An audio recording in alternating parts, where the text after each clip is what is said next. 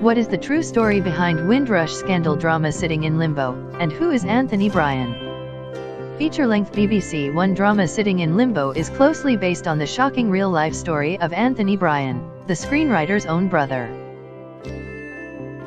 Sitting in Limbo is the kind of drama that will make you feel sick and angry, and the kind of drama you'll remember for a long time. Starring Patrick Robinson, Nadine Marshall, Pippa Bennett-Warner, and CJ Beckford, it puts the spotlight on an individual whose life was changed forever by the Windrush scandal. Who is Anthony Bryan? Anthony Bryan is a victim of the Windrush scandal, and also the brother of screenwriter and novelist S Thompson, who has used this one-off BBC drama as a way to tell the story of what his family went through. Anthony arrived legally in the UK from Jamaica at the age of 8, but 50 years later, when he applied for a UK passport so he could go abroad for the first time to visit his aging mother, he was shocked to be informed by the Home Office that he was in the UK illegally. The real Anthony Bryan outside his home, Getty, he could no longer work as a painter and decorator, he could not use the NHS, or claim a pension, he was imprisoned in a detention center, and he was in grave danger of being deported to Jamaica and separated from his partner Janet, his children, and his 7 grandchildren. Anthony was heavily involved when he was working on the script, Stephen told the BBC, even though it was difficult for him to speak about. "It's not easy to dredge that stuff up again," the writer said. "But without that emotional content, it just wouldn't be the same.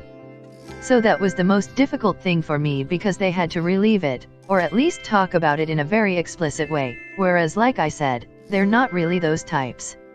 So even though he's my brother, I guess we kind of had to build that trust as we went along." What is the Windrush scandal?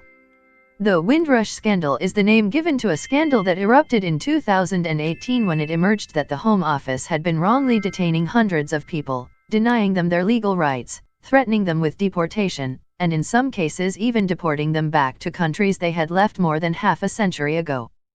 Those affected had actually been born British subjects in the British Empire or in the Commonwealth, and had traveled to the UK from a number of Caribbean countries as members of the Windrush generation, named after the ship that brought one of the first groups of West Indian migrants in 1948. Between then and 1971, 500,000, or so, people came to the UK from the Caribbean. Many of them arrived to fill labor shortages, including in the NHS. But under the hostile environment policy instituted by Theresa May as Home Secretary and promoted by her successor Amber Rudd, these people were wrongly targeted for deportation by the Home Office. Patrick Robinson in Sitting in Limbo, BBC, many had been children when they arrived, and so had traveled on a parent's or an adult relative's passport. As a result, they did not have travel documents, which was no issue at the time, but suddenly became a major problem decades down the line. Now the Home Office declared that the onus was on these members of the Windrush generation to prove they were not illegal immigrants, or they would be deported back to the countries where they were born. And as The Guardian uncovered in 2018, the Home Office had made this task even harder by actually destroying thousands of landing card slips recording arrival dates. In the meantime, the hundreds of people affected, many of them around retirement age or older, had their lives thrown into chaos. They were turned out of jobs and barred from employment, denied access to their pensions and to the NHS, forbidden from renting, detained in prison-like immigration centers, offered voluntary repatriation, and threatened with deportation at any moment. Some were forcibly deported. As the epilogue to Sitting in Limbo puts it, in 2018 the Home Office admitted that they were responsible for wrongfully detaining at least 850 people between 2012 and 2017. In 2019, 83 members of the Windrush generation were confirmed to have been deported, despite having the right to live in the UK. At least 13 of these people died before the Home Office acknowledged the mistake.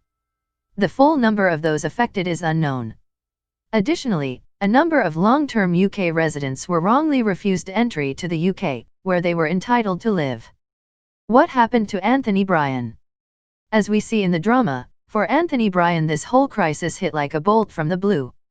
After 5 decades of living in the UK, Anthony had decided to finally go abroad. He was planning a visit to see his elderly mother, who had returned to Jamaica. So in 2015 he applied for his British passport, and that should have been that. But instead, he received a letter from Capita, the Home Office's immigration enforcement contractor, informing him that he had no right to stay in the UK. It also informed him that his employer could be fined £10,000 for employing an illegal worker, so his boss was forced to let him go. That was the start of a painful and devastating 3-year battle in which the Home Office had all the power and everything was stacked against him. MPs meet with members of the Windrush generation after the scandal comes to light. Getty, what's happening with the Windrush scandal in 2020? According to the show's epilogue, the Home Office revealed that by February 2020 there were 1,108 applicants to the Windrush compensation scheme, of which only 36 had been granted any money. As of May 2020, Anthony has yet to receive any compensation. A damning report was also released in March 2020, but, with coronavirus dominating the headlines, it has not received widespread attention. The Windrush Lessons Learned review reports on the independent inquiry conducted by Wendy Williams, an inspector of constabulary, and it is pretty scathing about the Home Office's handling of these cases, concluding that the government department showed ignorance and thoughtlessness, leading to devastating outcomes that were foreseeable and avoidable. Check out what else is on with